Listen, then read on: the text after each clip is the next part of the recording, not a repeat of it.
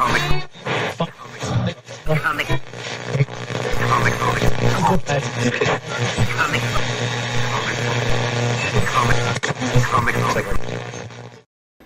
right, hey ladies and gentlemen, what's up? Hope you guys are doing good. I'm just gonna sit here and wait for about a minute or so, let the comments come in. You know, because I cut my hair, so I just want to wait. Let's not take up any of Eric's time once he's on screen. All right, get it all out. Everybody, get it all out. Have fun with it. 10 more seconds or so. All right, good. I'm glad you got it all out of your system. We have a wonderful guest for you guys tonight. A wonderful guest. This guy's super talented. Wonderful gentleman. Extremely smart. And I'm curious to pick his brain tonight.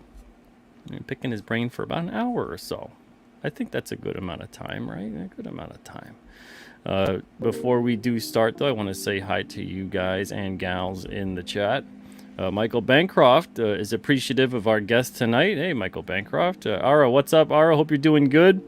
We got Jefferson Roswell here. How are you, Jefferson? Man, good to see you. Happy. I can't believe it's Friday, right? As David Lynch says, it's Friday once again. I love that. It's the dumbest thing, but it's so great. Kicks off my weekend. Conspiracies and comics, what's up? Hey everyone, this should be a good one. It really should. Past Master Dan, what's up? Hope you're doing good too. We got Unhallowed Art here.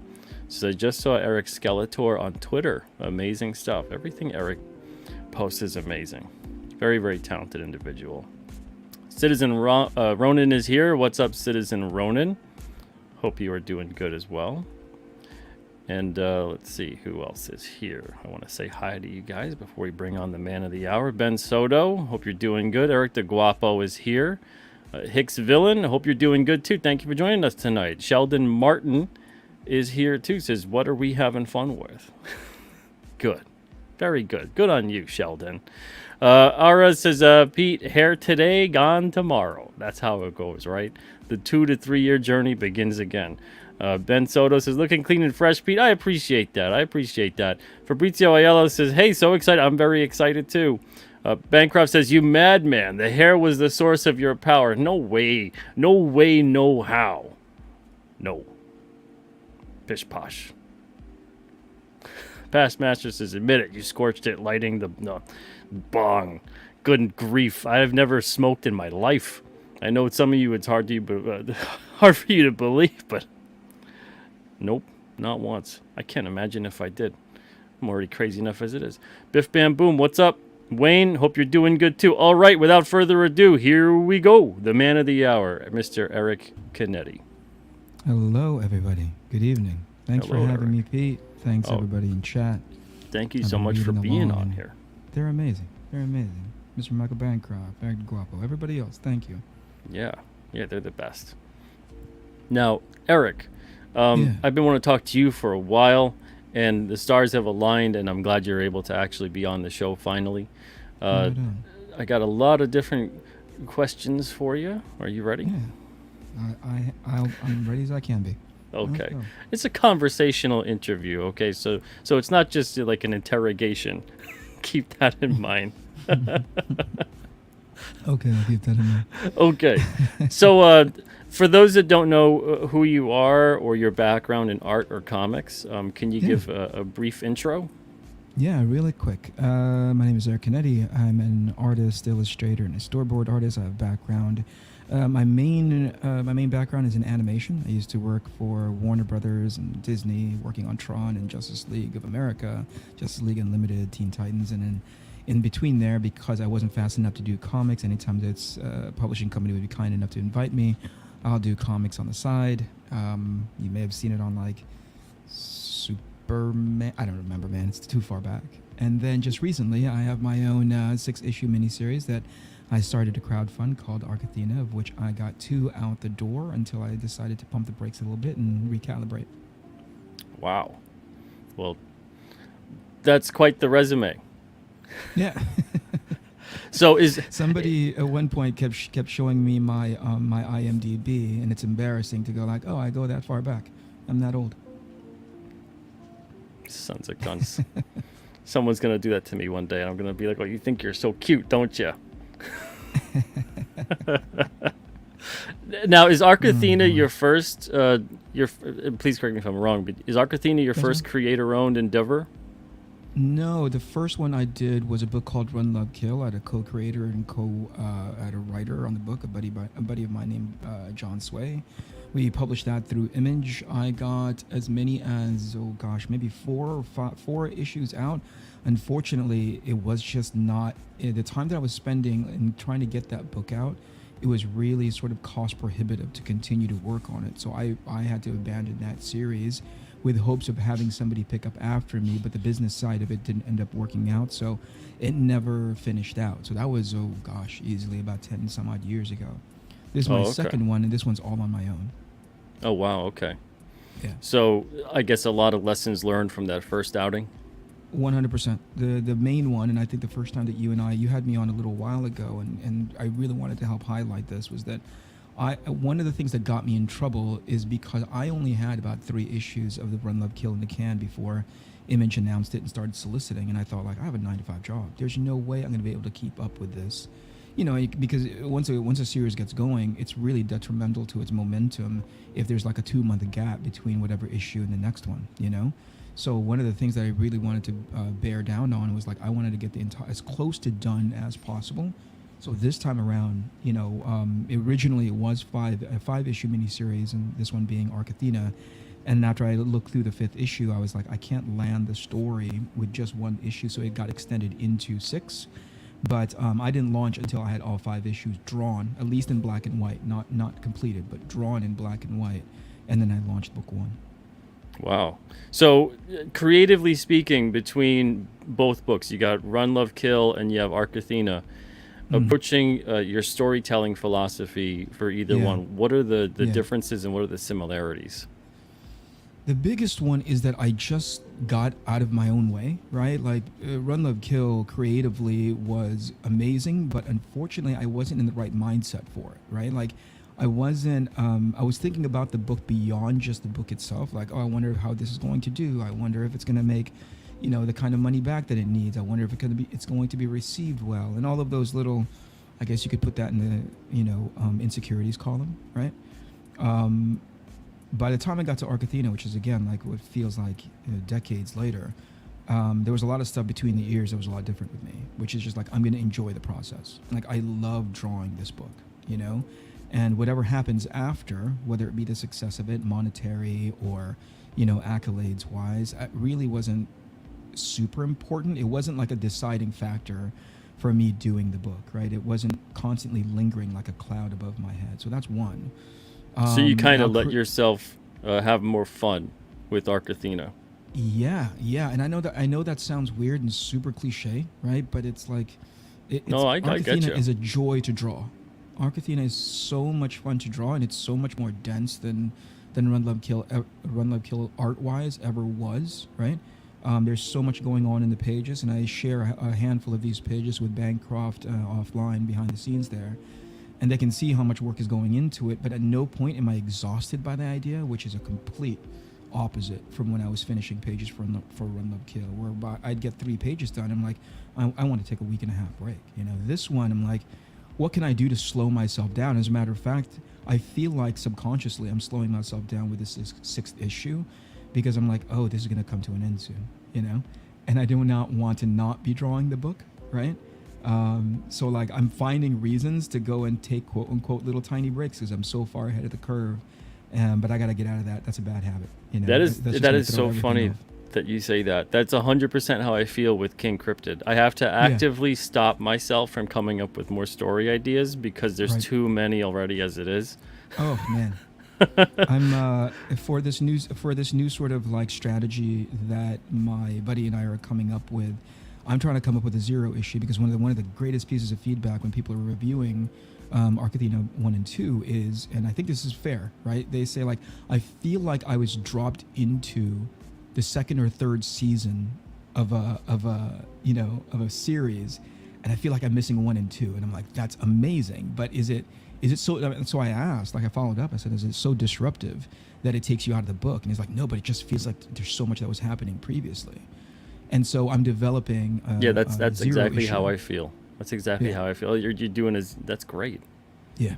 Good. That's going to be given away, hopefully. You got so much going on. You got so many characters. You got so many interesting characters and developments going. Yeah. Yeah. That's great. So it won't just. Now I don't want to spoil anything for you at all, but is the 6 and the 0, is that going to be it, or are there more planned?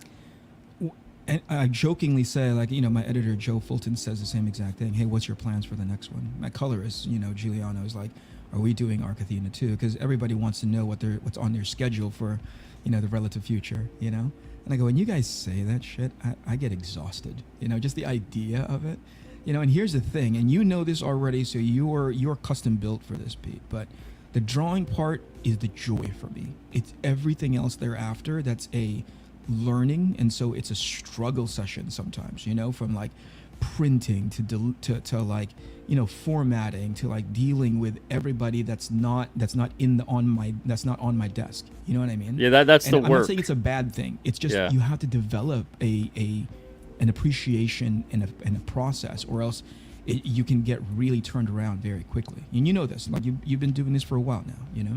Oh yeah. I mean, that's the work part of it. Everything else, it feels like that's the joy, that's the love, that's the fun.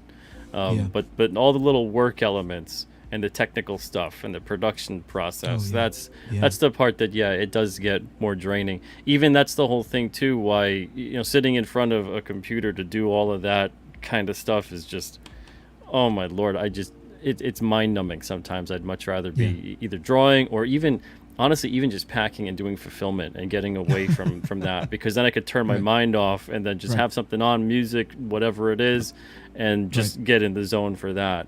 But that part of it, you really got to kind of make peace with it, because it is a necessary evil in that stage of the process.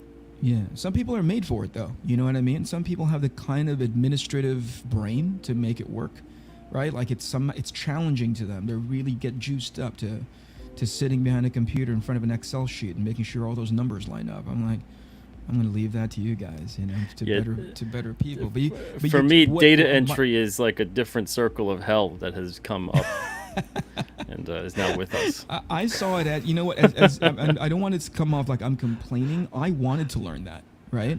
Because I wanted. Oh, you definitely, it's good to know it and learn it. Absolutely. Yeah, because I want to be in a situation, even if I say, hey, I don't want to do that anymore, right? And give it over to people who are smarter and better at it, more experienced at it than I am. I want to know what's going on, right? Like at the very least, if I want to know at the very least the vocabulary. Oh, this, whatever it is that they're saying from the printing end. I want to know what, a front and gallery thing is when it comes to like hardcover books, and you know what I mean? So I want to get to know any and all of that. So I took that on knowing full well it was going to be painful for a while and still, but it wasn't because, I didn't know what I was getting into. Yeah, no, it's definitely important. It's important to not go into that kind of stuff ignorant and want to learn about it. Even if you don't end up doing it day in, day out, at least you are aware of it. You know what you're talking about. You know what they're talking about. And you can at least be capable in that conversation. Question from Eric DeGuapo, is Run, Love, Kill still available? It may be. You can look on the Image website if it is. If it is available, it's going to be there for sure. Or maybe people are flipping on eBay. I'm not exactly sure, but it's been a while since I touched to check in if whether or not Image has it. I think eBay still has it. Was it ever put together as a trade? Yeah, I think it was. The first 3 issues were put together as a trade paper. So it's out there somewhere. Yeah, I really have a debt to pay for the team that was behind that, because I was the one that couldn't take it to a finish. But just the polish on that book was amazing. All those covers I was so super proud of. Oh, very nice. Yeah. So when it comes to your creative philosophy in general and approaching comics, art, whatever it may be, can you expound upon that? Let's see. Let's start with comics first, right? Like it's the thing that keeps me zoned in. Like drawing for the sake of drawing isn't, it's fun, it's great, but it's almost masturbatory, like I've been doing it for a while. I don't want to diminish it, but certainly if you put me to task about drawing something that I haven't tried before, that's when my brain really wakes up. So one of the challenges in this crowdfunding space, and I hadn't seen a version of it when I first started thinking about Arcathena as a miniseries, as opposed to like, one collected volume of however many pages, was that I never saw anybody do the dovetailing of one issue after another, or at least I didn't have many samples to refer to. So I thought, let me challenge myself with that, right? And then the other one was like, I just want to draw big, really expensive Michael Bay looking stuff. I didn't want to draw like, you know what I mean? I didn't want to draw something. No budget. Yeah. People always say, hey, with the first one, especially if you don't know the space, especially as you're getting acclimated, do something a little bit more conservative, a little bit more humble. And I was like, F that noise. We're doing a $1 gazillion, feature film movie kind of a feel to everything. So I wanted to try that, and I really stacked the deck in my favor and against me all at the same time. But I knew what I needed in order to stay sort of like focused, right? Because the moment I get bored, I know this about myself historically, I'll just check out, But with every single page, with every single, you have to entertain yourself first. Oh, absolutely.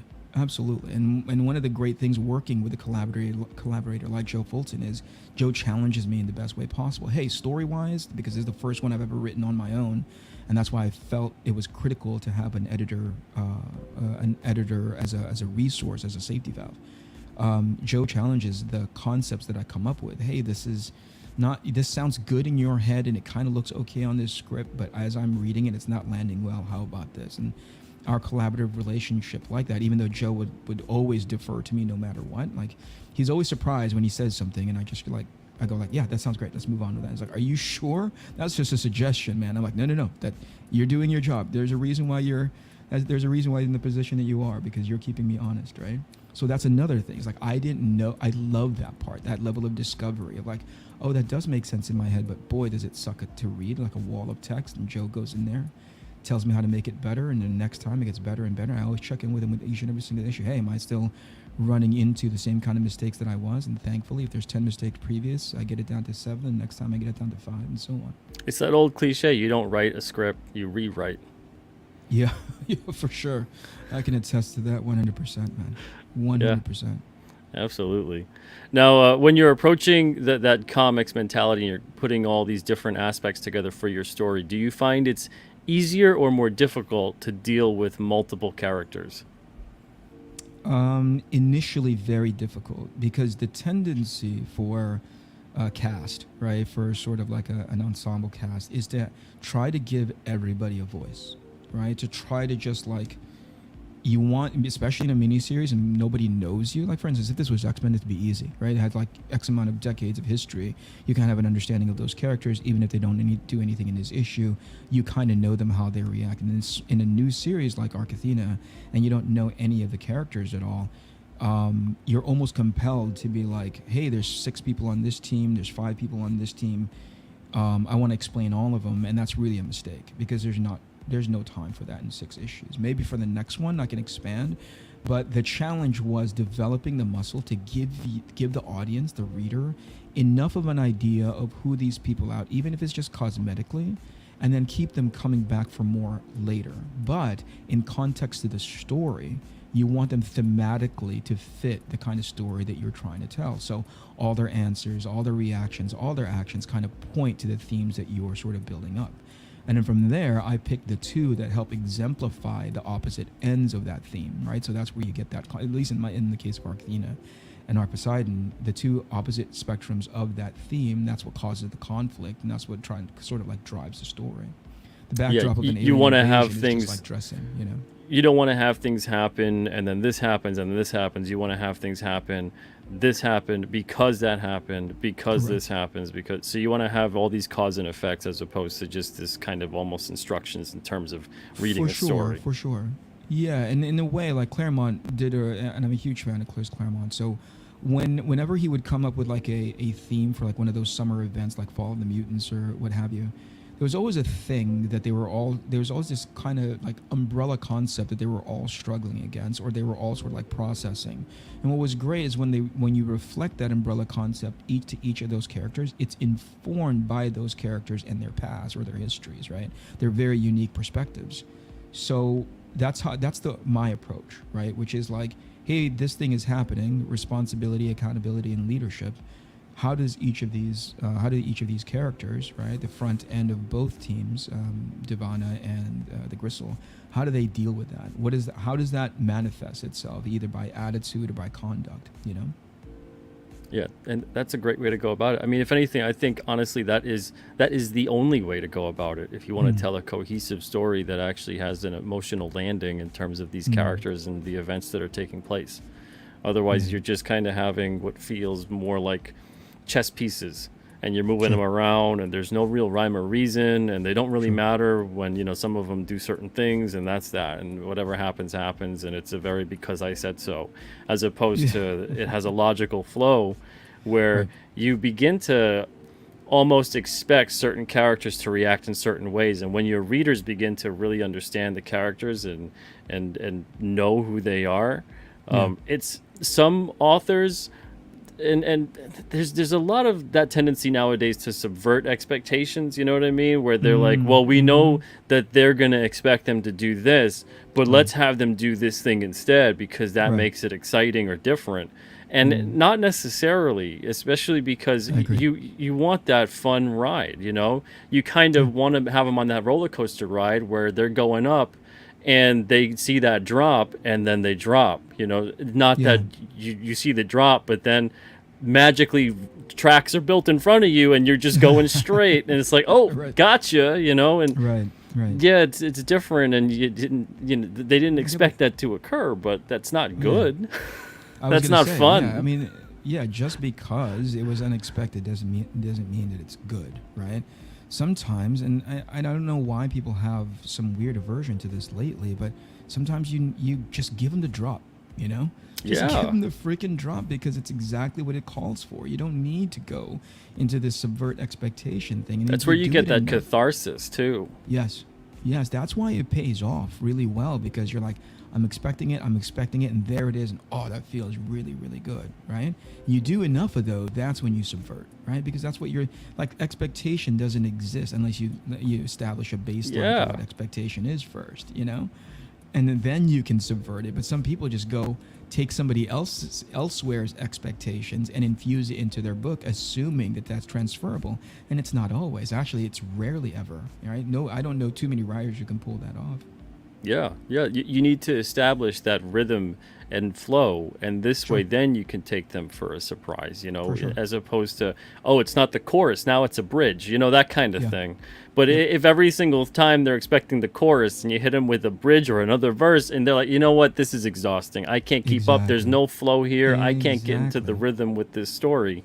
And that's where I find a lot of modern storytelling seems to go wrong. There's a lot of like nihilistic tendencies to go, well, you know, all that is just so ho-hum, you know, let's rock the status quo. And it's not really about that. It's about making sure that you're telling not only an entertaining story, but as believable as you can in terms of the way these characters would react in these series of events.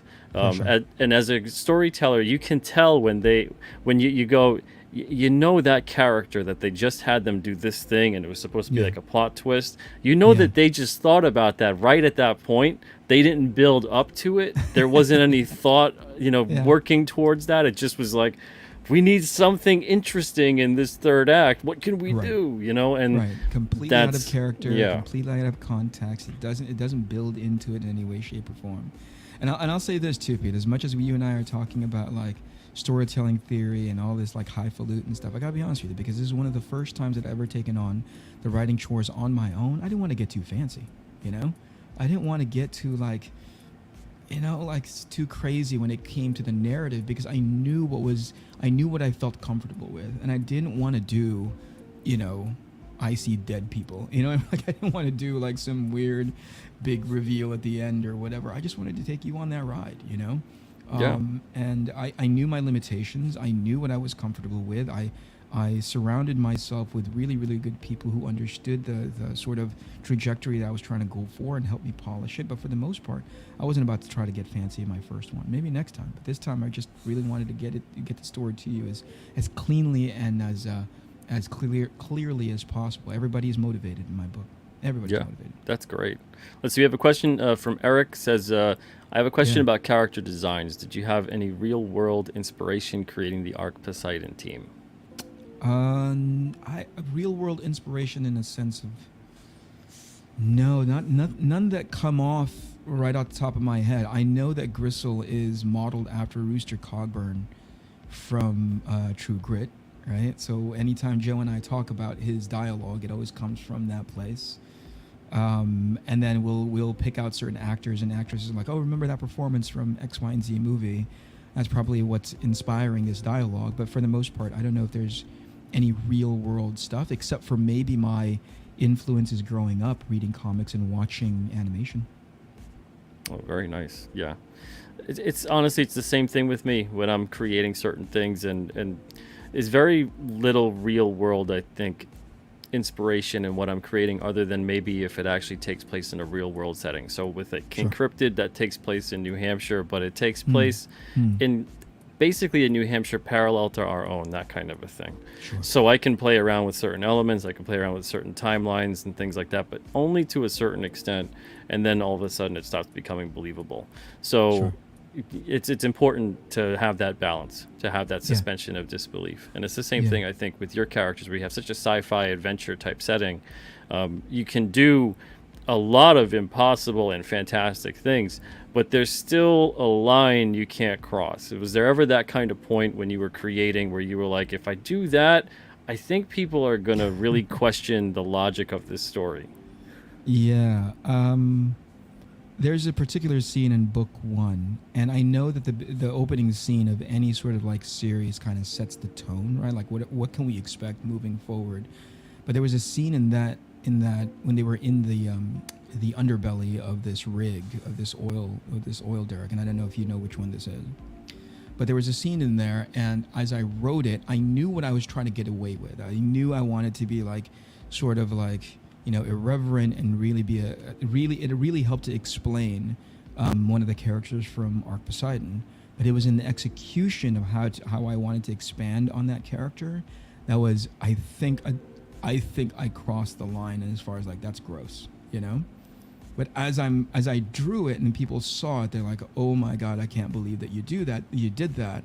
So, I mean, it served its purpose, but I don't know. Like, given what I know now, maybe I would have gone back and done something about it instead. Because I know when my wife saw it, like, she was like, "That is so disgusting, what you just did," So to give you context, I don't know how many people in your chat have read it, so please, spoilers ahead of time.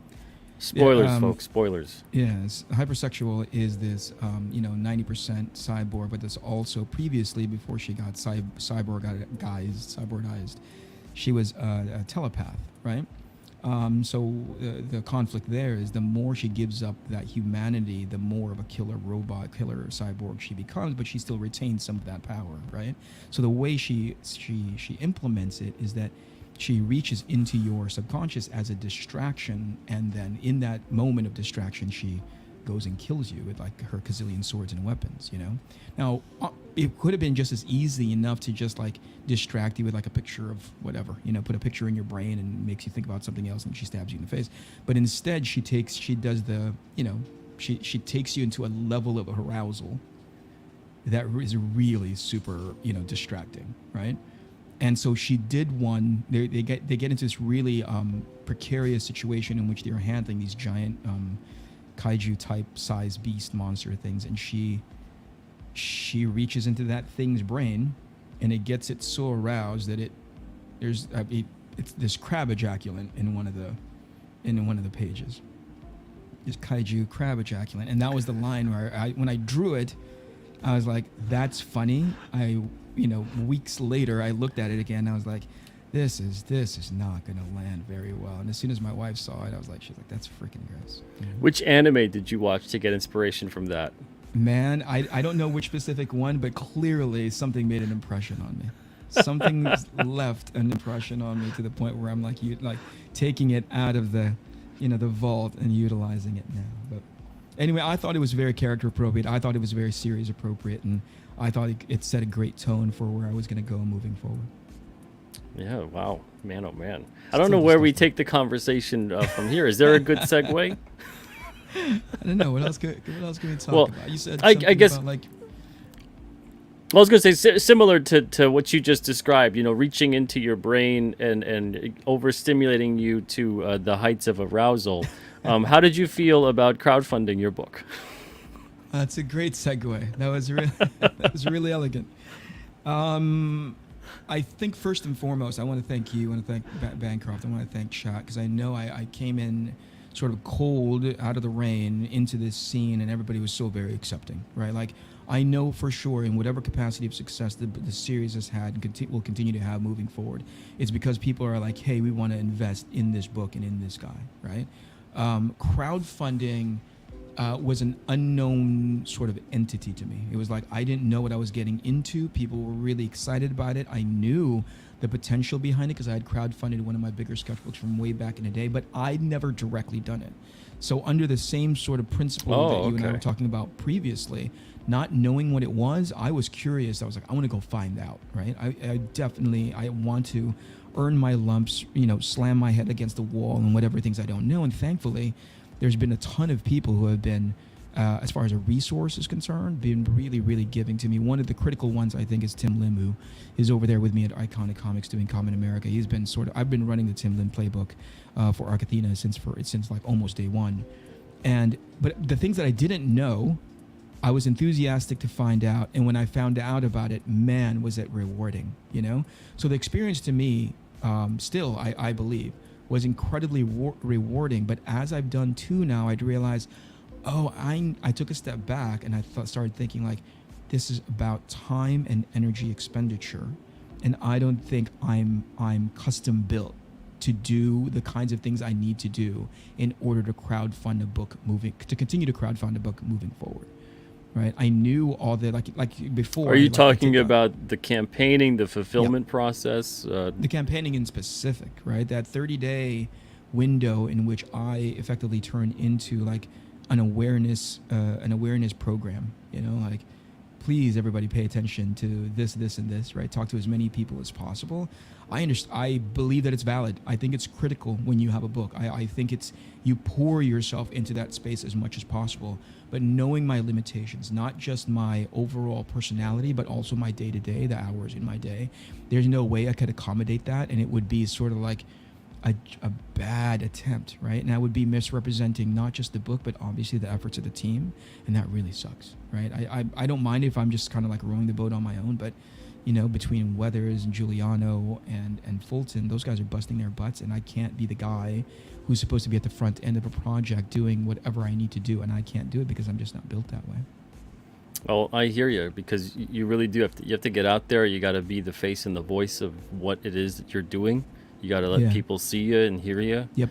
You got to make sure that you're the person who really, really cares about this and wants people to know about it. Otherwise, people are going to go, I don't know why I should really care. This person doesn't seem to care. I think that everything that you're saying, I've bullet pointed, right? I just need to find my way into those without implementing the way that people have been doing it historically, right? Currently. What can I do instead of almost streaming every other day or streaming every week?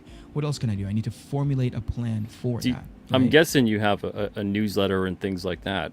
Yep. Right? Yep. That always helps. We're building out from that as well. So now the one thing I thought was like, considering that I'm pretty much paying for all of these books up front, because again, that's one of the things that was also one of the challenges that I took on when I was doing my research in the crowdfund space, was the amount of time it took from end of campaign to delivery to customers. Now, I'm not being critical about whatever schedule people get themselves into. Ultimately, that's not I always say it like, that's not my monkey, that's not my circus. Like, do what works for your business. But I know my thing is a mini series, right? And there's nothing more detrimental to the momentum of a mini series than like large gaps of time between books and installments, right? So can you imagine if I did book one and then the next one doesn't come out until like 6 months, 8 months from now. That it doesn't have enough Oh, yeah. front of mind. It doesn't have enough sort of like traction for it to do that. Maybe later on down the line. So one of the things that I committed myself to, that between end of campaign to delivery to customer, delivery to backer, was about 3 months, and I've been able to do that, right?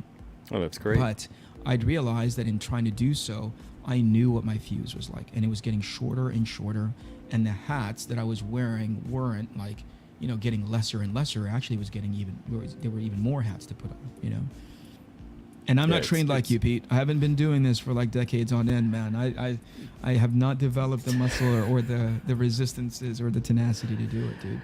Well, I don't think you necessarily need to. I mean, I'm built differently because of how I came up in the comic Yep. industry. I didn't Yep. work at any other company. I just kind of started whatever I was doing, and then the ball just kept rolling, and then I'm just kind of plate spinning. Yeah. And Yeah. it's like I'm juggling and plate spinning at the same time, and I've got But dude, two don't make it that hands and seem 2 like a feet. small task. That's But, not. You make it sound like easy, but it's not. It's Oh, so I not, dude. I don't imagine. I don't think that sounds easy to juggle okay. and plate spin at the same time. But it's like every single task, and I'm not saying that makes me special or better or whatever. It's just that's kind of what I've gotten used to, because that's kind of Yeah. how I came up with it. So for you, it's a very different scenario. Now with this, you're going down a different path from crowdfunding, and you've learned a lot from crowdfunding. Yeah. What's to be expected for the rest of the series? I'm just gonna pay for the books outright. I'm just gonna be like, I'm gonna pay for them, have them get printed, deliver them via the website, and tell people when it's ready. I'm still gonna offer the same sort of premiums that early adopters, like first 48 hours worth of supporters, they're still gonna get those premiums. Those are gonna be available to them up to a certain like unit count, like up to a certain amount, right? And then there's going to be a level of exclusivity again for the first X amount of people. We don't know if it's going to be people or time. One of those things is going to be we still have to decide on that, right? Yeah, and just make it. I mean, considering that I was already paying for them ahead of time anyway, in order to meet that 3-month delivery window, right? They were already waiting in the distribution warehouses by the time the campaign ended. It was just a matter of like gathering all the delivery addresses, the backer addresses, to get it out to people, and all the little extra things that went along with it. Considering that was already, accounted for, we're just changing it. I'm just changing it and taking it off a crowdfunding side and paying So for everything. you're upfront. basically doing like a pre-order system in a way. Yep. on your own site or on your publisher's site? On my publisher site. Okay. Yeah. So it's the same schedule. That's great that you could do that, because there's Yeah, man. obviously there's a lot, and you acknowledged this already, but there's a lot of campaigners that they need that crowdfunder to actually yeah, be able yeah, to. So you're in a great know, position, and at least that Yeah, you are in this- that, and this you isn't understand where you are. Yeah, this isn't a commentary about like, I said it earlier. I'm like, do the business model that works for you. Yeah. Some people don't have the advantages that I have in order to be able to pay for things outright. It's critical to that specific business model, that the crowdfunding stuff comes up front and then the delivery comes thereafter. But I'm in a unique position in which I can say, hey, I'm going to pay for the remaining 4 books and just start getting those things printed. Have them in the warehouse and say, hey guys, here it is. It's going to, the first 200, 300 people get this exclusive cover, this exclusive print, this level of exclusivity, and then get people hyped up that way, and thereafter just make it available to everybody that way, and also like offer them up. Because what's great, and I'd never really understood the value of it until I landed in this space, is that since it's 6 issues and there's going to be there's going to be 3 out soon, hopefully 4. I might release 2 of them at the same time, where you can start just bundling these things, and it makes more sense by way of momentum, by way of like enjoyment and immersion from a reader standpoint, to be like, whoa, I get to read all 4 all at the same time. That's freaking amazing, That's great, man. What a position for you to be in. Well, that's fantastic that you're able to understand that this would be a better path for you, because there's so many paths you could go down, and it's something that as people, I was talking to someone about this today. It's funny that as people we can physically see and understand a roadmap, and that there's many different roads to get to your destination. Some are easier, some are safer, some are faster, but in an abstract sense, to get to your goal and to achieve your goal, a lot of people often think, well, I got to go down the tried and true path that's always there. Right. not understanding there are many paths to get to there. Some are better, some are worse, Sure. but you have to go down them to discover what's what. So it's I great that agree. you're able to say, okay, I went down this path, and here's what was great, here's what wasn't great, and here's what worked, and here's what didn't, and I'm going to Hmm. try this instead, knowing now what I know, which I think, if anything, that's how you end up finding success. Yeah, I think it's understanding, like, to your point exactly, which is like what's your goal, and understanding that there are potentially other ways that you can get there, right? For me, it's obviously getting the book published is great. I just want as many people to read this thing as possible, right? How do I do that without putting so much of a giant energy tax on myself, where I'm no longer interested in doing more of it, right? Thankfully, I was smart enough to know myself and be like, we got to get as much of this book done as possible, right? So 5 in the can. I'm finishing up issue 6 right now, Oh, slowly but surely. fantastic. Yeah. I just started, or actually, Giuliano, my colorist Giuliano Paratelli, just started delivering pages from book 4, and I am gonna kill that kid. Like, the amount of detail in book 4, he is not shying away from. So I think his flatter hates him, and by proxy, he hates me, but in the best way possible. Oh boy, let's see. Gifted Rebels wants to know, when is Volume 3 dropping? That's a great question. I think is that Adam? Yeah, I think that's Adam. Yes, it is. Yeah, I think the idea is that now that everything is fulfilled, the only last component that has yet to be turned around is all the art that was part of the original art tier for book 2. And I'm planning on getting to that before the end of the month, probably no later than the second week of, it's August, September. And as soon as that's out the door, I'm going to launch the next, make the third book available. I just don't want to launch another, I just don't want to make another book available without having all my commitments fulfilled, because that feels really bad. You know what I mean? Like, oh, you launched a third book? I haven't even gotten my art yet. I haven't even gotten whatever it is that's I've come to expect from the second campaign. So let me go fulfill that, and book 3 will be directly on its way. Yeah, I hate that. It feels like the sword of Damocles over me when I have a campaign that hasn't been fulfilled yet, but I have to launch the next one. And I'm like, Right. You just kind of trust that your backers will trust in you and the fact that you've had a Yeah. track record of fulfillment. But I hate that feeling. I hate that. Yeah, no, I never want to do anything to strain that trust either. You know what I mean? Because if I found out one thing in this community of people who are willing to back creator-owned books, self-published books, is that word of mouth, right? I think I saw Eric DeGuapo in chat earlier, right? Like, word of mouth, just goes so far. It's like you can't put a dollar symbol of how the sort of the broadcast signal from somebody going, this book is really good. I got book 2 and it's even better, and so on and so forth. Or like, you can't put a dollar value to that, and you don't want to do anything ever to strain that sort of attitude towards you. Like, the worst case is like, the book is great, but the guy's a jerk. Some people don't know how to make that distinction. You know what I mean? Like, I love the art, don't necessarily care for the artist, and I never want to put that strain between either or. Oh yeah, I found over the course of 16 years in comics, I found the fact that one reader's truly honest praise, raving review, whatever it may be, their recommendation is worth 100 outlets, comic news, whatever it is, putting out your press release and getting it out there. Getting out on whatever website, or them tweeting you out, or whatever it is, it's worth nothing in comparison to a handful of readers that are going, 100%. this is 200%. Great, check 200%. this out. Yeah, because it comes from the tweet from an avenue, right? From a website or whatever. I'm grateful for those. Obviously, I don't want to diminish the impact of that. But there's like this thing when a real human has read it and they say that it's awesome. Yeah, they didn't get it for free. Man. They weren't. Yeah, it's not like this Access Media kind of thing. Right. You're not going, okay, well, I can't really trust the sincerity behind the review. Exactly. Maybe they are sincere, but that's what's unfortunate about that whole process, is you really kind of can't. And also then the reader can't really trust that either. Right. So it's all this kind of wishy-washy, okay, that was cool, I guess. But when an actual reader who paid their money for it and spent the time, and then it's nothing like it. Yeah.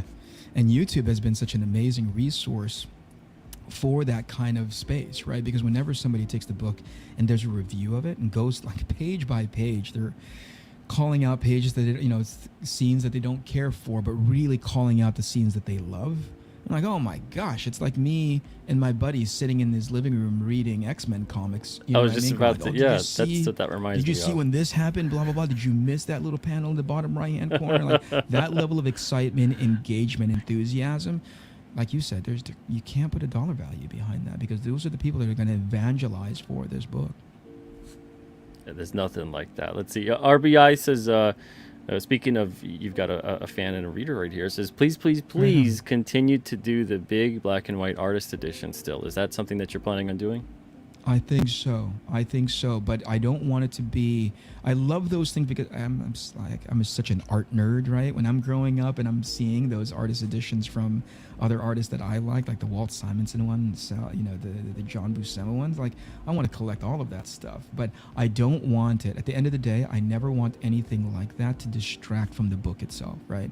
As great as like that bell and those particular whistles are, the book in the series is what I'm paying attention to. And if it means I can't get that book out in a timely manner to you because that thing is holding everything up, I'll sacrifice that in a heartbeat.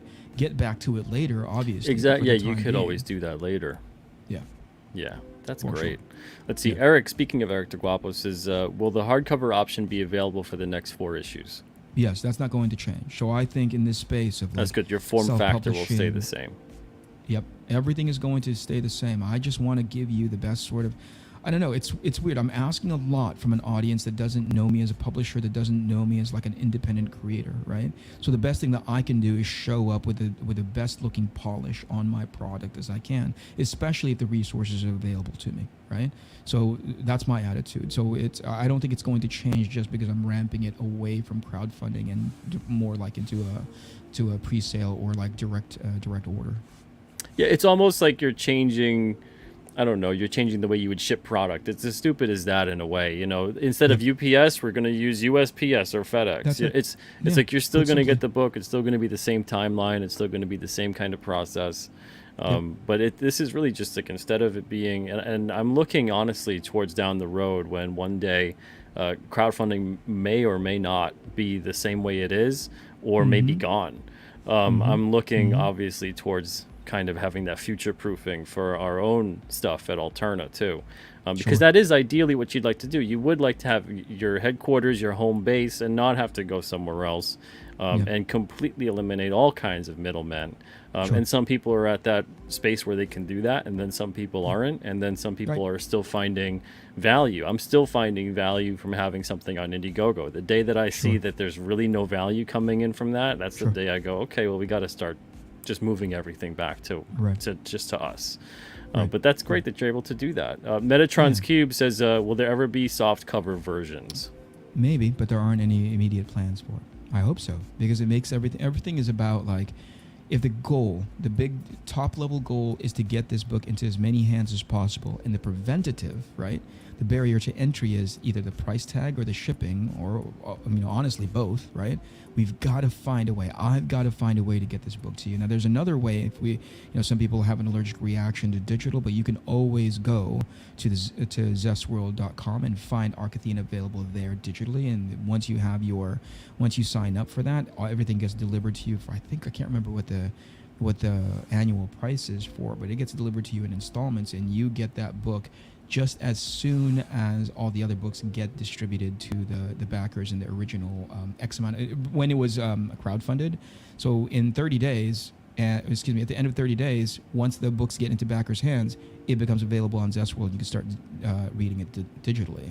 Now, as far as the softcover, if you're really like, I'm in the same space where I like something tactile and I'm holding it and sitting up on my shelf. There aren't any immediate plans, but it's got to be something I need to find my way through, because, again, I just want as many people to read it as possible. Absolutely. So we have a question here. Hopefully you can clarify it for him, or maybe, I think you've kind of clarified it as you've been talking, but just in case. Nanji asks, publisher site? I might have read too much into the tweet a few weeks ago, but I thought Eric left Iconic. Did he find a new publisher, or is he still with Iconic? Oh, no, I hope that's, what do you call it? It's my bad if I miscommunicated that. I'm still with Iconic. Love those guys. They do a lot of great work for me, so it's going to be available either via their website or mine, or in coordination, both. Yeah, I think it might have been kind of a misreading, which obviously Twitter, that can occur. I didn't yeah. I didn't honestly get that you had left Iconic. I got that you Sure. kind of wanted to leave doing crowdfunding, or at least That's it. crowdfunding in the same capacity that you had been That's doing it. Yep. But that you were still with them, you're still getting your books out, that kind of a thing. Yep. And great. I'm glad we could clear that up for you. Sweet Thank Cass, you. what's up? Clint says, hey, congratulations on Arc Athena, and thank you for the beautiful Dracula cover, Eric. Yeah, thank you so much, Clint. I mean, there's another cat in chat right there. He was one of the early people that I tapped on the shoulder, and I was like, Clint, tell me what this is like when it comes to this crowdfunding space. And you would think, and I don't know why this is, maybe I'm just old and super cynical, my attitude towards everything, but every person that I've turned to, you included, Pete, Clint in specific, they were just so open, like, short of like maybe your debit card number or whatever, like your debit card passcode, everything was just so accessible. How did you do this? And Clint would just be like, think of this, this, and this. It's like just really, here's the printer, here's an opportunity space. Here's what I went through when I was going through my crowdfunding experience. I'm like, holy crap, man. People would pay money to get this kind of resource, but because it's such a connected community of people who are willing to help each other out, and most specifically, if they see somebody like, hey, I really like that guy, I really like his attitude, I'm happy to sort of like roll out the red carpet for them. Man, I'll say this for me, it's been such a boon. It's been such a pleasure. No, Clint, no. We're not giving away SSNs, Clint. Get But out of here. You're asking for trouble.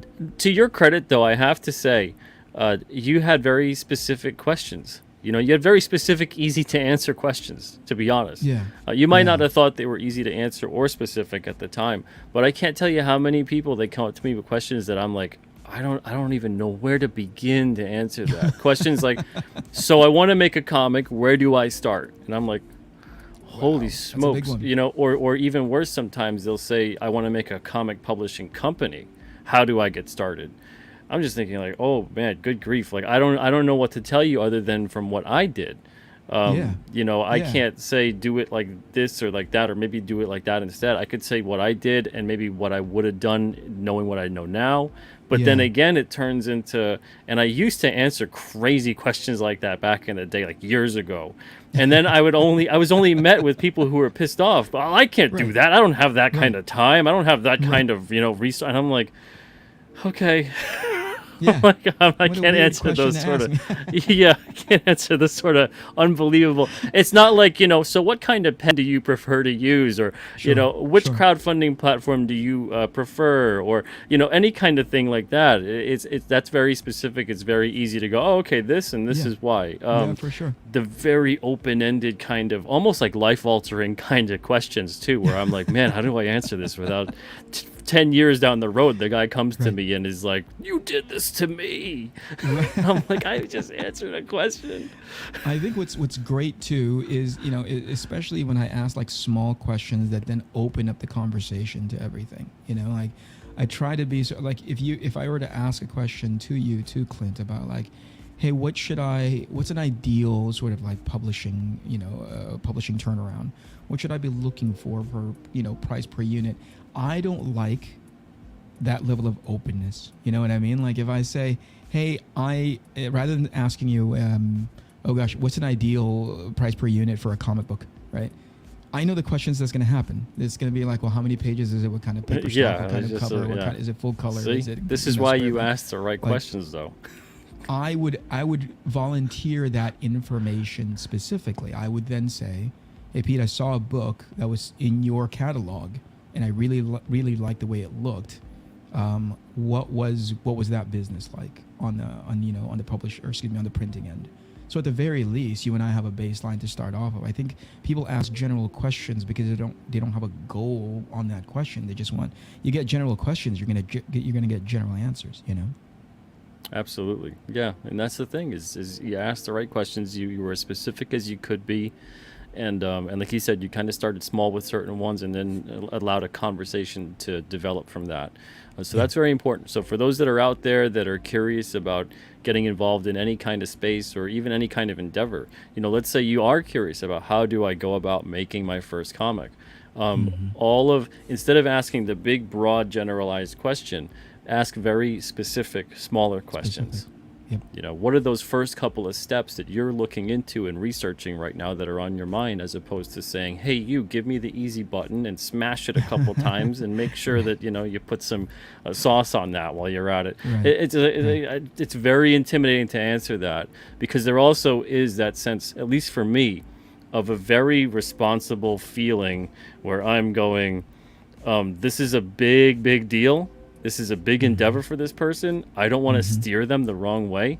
Sure. And I don't know their situation right now. So if I give certain pieces of advice and information here, it might not even be useful whatsoever, or God forbid, it's not useful, but they still follow it. And now they dig themselves into this massive hole, and not understanding like, well, I'm working like over 100 hours a week doing this kind of a thing. If you're willing to put in a 10-hour a week investment for right now, which is fine if you're starting out, that's great. Whatever time you got, it's a very different scalable kind of understanding of where I would be at.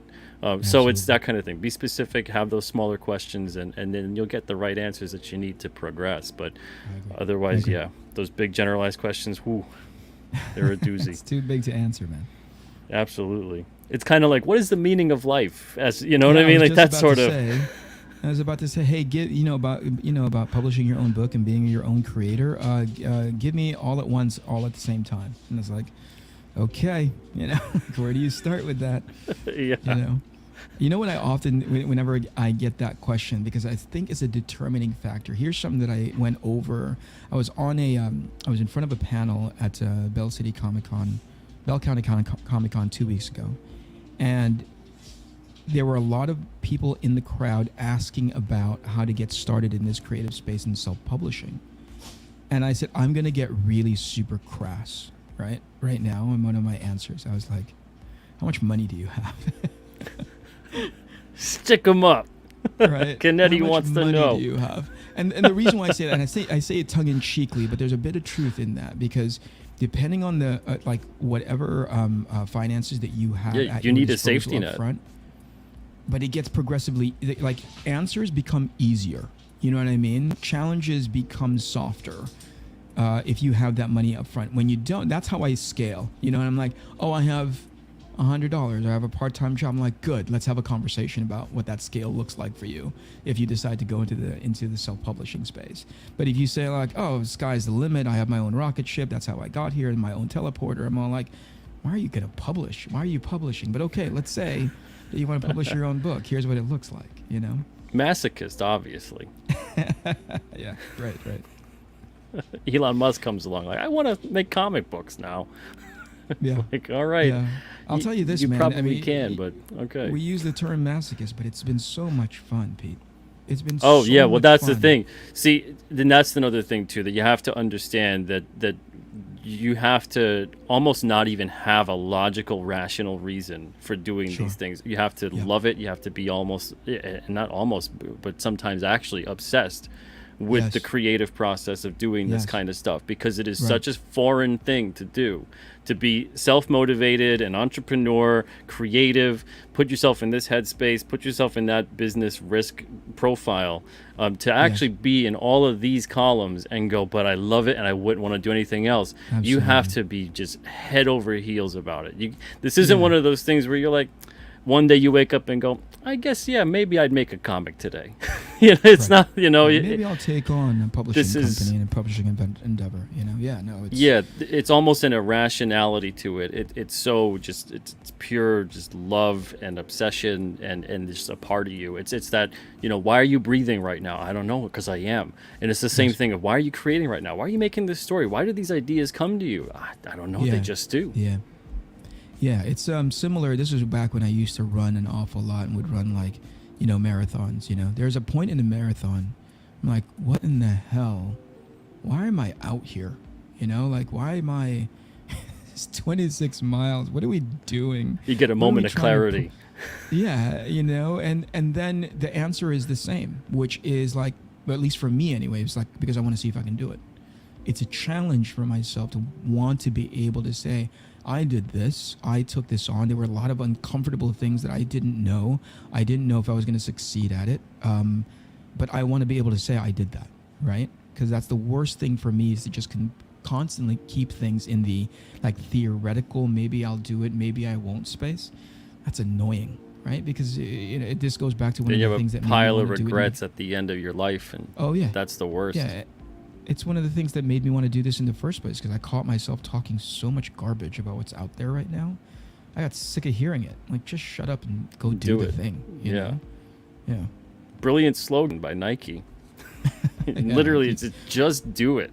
We're Because gonna end up owing them money. and that's the thing too, though, is when people ever ask me, how do I get started with that? You just do it. You just get started.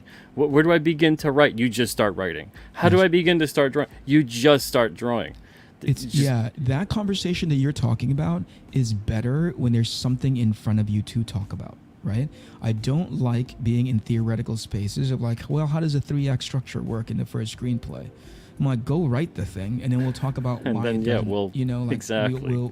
We'll build from there. But when we're talking about, there's obviously there's room for discovery. There's room for like research at the very beginning. You want to understand maybe the basic pillars, but eventually you've got to get out of there, because you're just gonna spin for so long. Yeah, it's the same thing with the, to be cliche again. It's the learning is in the doing. You don't actually learn what the hell you're talking about and everything else if it's all just theoretical space flying around everywhere, and this abstract kind of, well, I could do it possibly if and, or just go and do it and learn as you do it, and you'll imprint that upon yourself. It's like it's almost like muscle memory for an athlete, but you learn that as well as an artist. And honestly, even as specifically as a penciler, as a painter, or whatever it may be, when you're doing something tactile, you really do develop muscle memory. Absolutely. Yeah, to the point where somebody would try to ask you to explain it to them, you've incorporated to muscle memory so much, it takes you a moment to be like, oh, wait, why do I do that? But you need those beginning reps, man. And I think when it comes to crowdfunding, the creativity and the creativity that you need in order to get into it, it really has a lot to do with just the doing part, because eventually you're just gonna have to prove it to yourself that if it's something for you. And I think you know this, Pete, and I've run into a handful in my short amount of time of being in this space. I've run into a handful of people, very few, but still a handful, they realize it's not cut out for them. Like, I don't know how many times also that people have reached out behind the scenes and like, Eric, why doesn't this well-known creator, that well-known creator, why don't they go into this space? It's so much more lucrative for them long term, blah blah blah. I'm like, they're not built for it. They just do not have the kind of tenacity that it takes in order to be successful at this space, because they reached out to me after I launched and they were like, Eric, what did that mean for you? And after I broke down, I didn't even get through the entire list. Out of the 100 things, I might have given them 20, and they tapped out. They're like, no, that's enough. I don't want to go into that space. Yeah, they're already exhausted. Yeah, because it's a lot. Yeah. No, it's absolutely true. I've had those conversations with people too, where it seems like it's easy. It seems like it's effortless. You just kind of put something up. You're already making your comic. It's like, okay, I got to do that. That's obvious. And then you fulfill it and ship it out, and it's just like, hey, that's nothing. And so you go in. Sorry for laughing. That's right. Yeah, and that's I've met a lot of conversations, in DMs that way, and I'm like, it's not quite that. Right. And then when you kind of break down, okay, this is sort of what I do, and like you said, you get even to like 5 or 6 things into it, and they're like, that's totally not what I thought this was. Exactly. And then they don't want to do any of that. It's fine. It's good that they self-select out, because like I said, it's not meant for everybody. But it is to say that once you get into it and realize that it is for you, it becomes intoxicating very quickly, and there's not enough hours in the day. Yeah. I've got a family, and I'm like, I'm expected to be out of this office by a certain amount of time and go into like dad mode or whatever it is. But man, there's plenty of times that I'm like, I could probably tighten up that script a little bit more, or I could probably check through that what do you call it, the printouts for the next book a little bit more thoroughly, so if there's anything that's missing, blah blah blah. But yeah, it really is awesome. It really is so much fun, and just as much fun as it is exhausting. Yeah, absolutely. It's a good kind of exhausting, Yeah. from a nice hard day's work. Yeah, Um, because you're into it. It's a thing that you're passionate about. It's not, exactly. you know, as I can sit here and there's plenty of times where I catch myself and I'll punch myself in the face every time I do it. Like sitting here, every like, oh man, this is the 5th time I had to draw that thing. I'm like, you numbnuts, you're drawing, right? Like you're literally doing the thing that you've been doing since you were like 8, 9, 10, and you said, man, I hope someday I get to do this for a living. And here we are getting a chance to do it for a living, and you're sitting here complaining. Shut up and draw. You know. There you go. Well, that's the thing. And everyone that's out there watching right now, thank you guys for watching. But it's the same thing with any kind of dream that you have, any kind of thing that you really love, that you really want to pour yourself into. You end up going, yeah, it might be tiring. It might be, some days are better than others. But at the end of the day, you sit there and go, yeah, there's nothing else I would do with my time. There's Oh yeah. nothing else I would rather do. Um, it's a very different kind of exhaustion than there is from something that you can't stand doing. Every Sure. second that goes by, you're just counting the fact that you're just existing right now till you die. Right. As opposed to, you're making something of this existence. You're actually, you're doing something. You're leaving your mark on the world. You're perhaps even maybe bettering someone else's life too with your Sure. story, your character. You never know. You'll hear these stories Sure. sometimes later on, years from now, and Yeah. then you realize, wow, this is the impact that comes from that sort of a thing, and that's wonderful. And there's all Yeah. kinds of different jobs and stuff. Like, it's not just a creative job. I don't want to say that it's just people who make stories or create do that. Every one of us does that. We have the capacity to make that impact on someone else and better their Yeah. lives. Yeah. And there's a big difference between that kind of exhaustion from that kind of fulfillment and that sense of purpose than there is from when you're stuck in not necessarily a dead end job, but some kind of situation in life that you hate, that you resent, and Sure. every second of, and you could even be making a ton of money. It Yeah. doesn't matter, because Yeah. your time, you will never get that back, and Yeah. you just sit and look at that clock and hate Yeah. yourself every single second of every day. And we've all kind of been there. So once you're able to do that, and you're actually in that type of position, it really is just like you said. It's just kind of like, you know what? Just shut up and get back to work. You're doing what Yeah. is your dream. What else would you do, This you could be. idiot? Just get back to Yeah. This work. could be so much worse. We could be doing everything that you're just talking about, Pete. I'm like, I get a chance to draw my own characters, write my own stories, and work with a bunch of people who are as zoned in as I am about the story I'm trying to tell. Shut up. No complaining. Let's go. You know. Right? You mean you're not going to complain that you've been disadvantaged at making $8 million a year and someone else got paid more than you?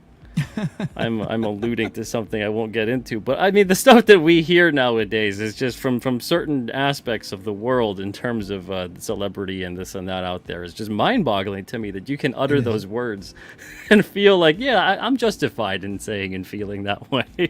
Sure, sure. I mean, to each person, their position outlook is different. I'm never going to be like, that's the wrong way to think. That's the wrong perspective. I often defer to a saying that my buddy Michael DeNicola said, which is like, what that person eats doesn't make me shit. I love the simplicity of that thing, you know.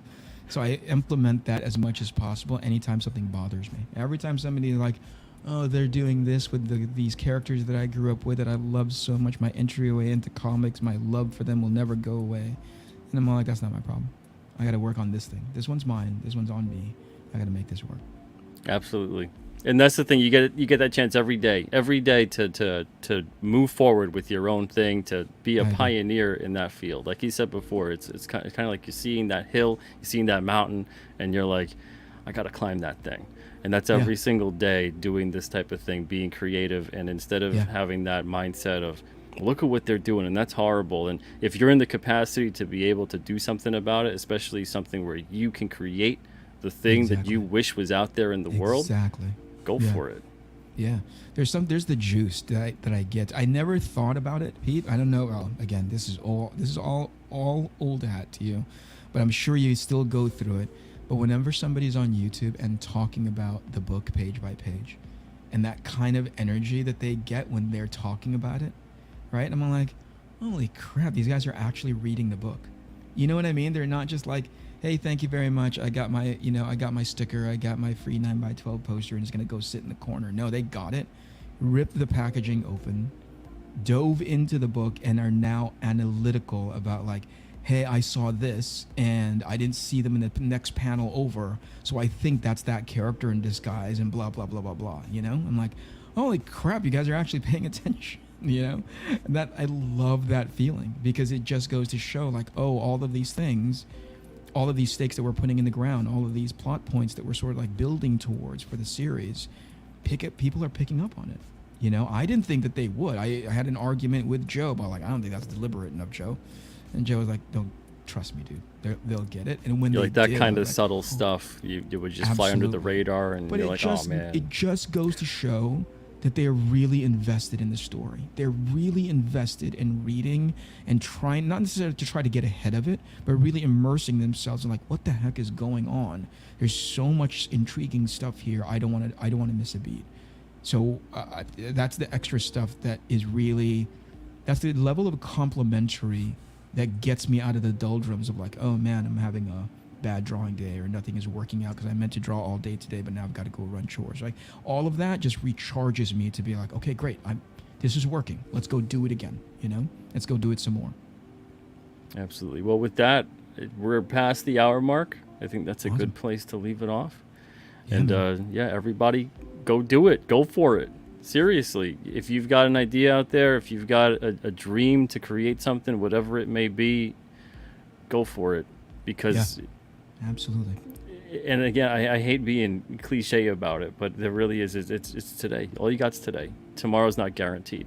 So start taking those steps and start working towards what it is that matters to you. Really, really what matters to you. And if you're already in the creative process and you're already making comics, whatever it may be, don't run around trying to search. I said this before.